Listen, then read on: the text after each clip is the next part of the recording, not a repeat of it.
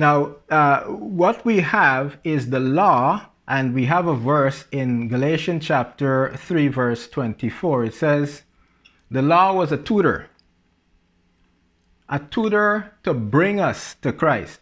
The law was sort of like, how do you say it? A guardian.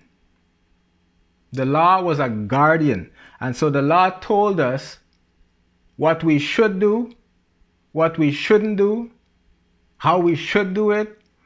The law was given by Moses. There's a verse in John chapter 1, verse 17, I believe it is.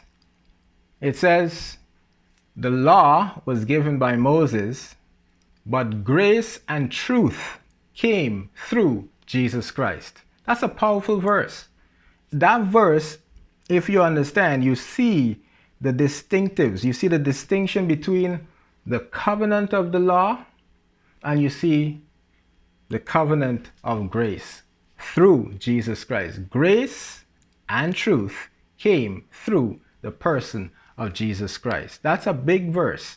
I've read that verse before and I didn't realize how significant that verse is. The law came through Moses. Couldn't save anybody. But it's a tutor. In fact, let me show you another verse. There's a lot of verses tonight. So Hebrews chapter 10, verse 1. It says, concerning the law is only a shadow of the good things that are coming, not the realities themselves. For this reason, it can never, by the same sacrifices repeated endlessly year after year, perfect those who draw near to worship. You hear that? So year after year, people would bring their sacrifices, and they will bring all of all of their sacrifices before God, but none of it can save, because the law was simply a shadow of things to come, or it was a shadow of the person of Jesus Christ who was to come. He is the substance of the law. He himself fulfilled the law perfectly.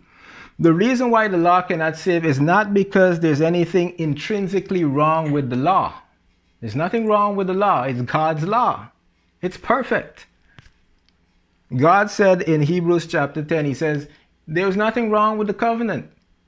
The problem was with the people.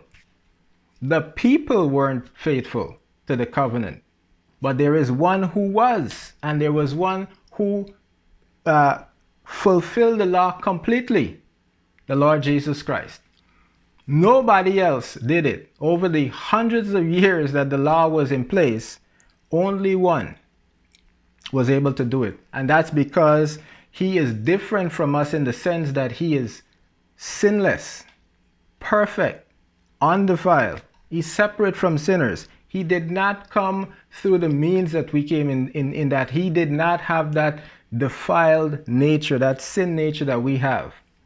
He was sinless. He's the Son of God, and he's able, and he did fulfill the law perfectly. And he did it on our behalf. He said, here you go. By grace, he did the work, and we receive freely by faith the goodness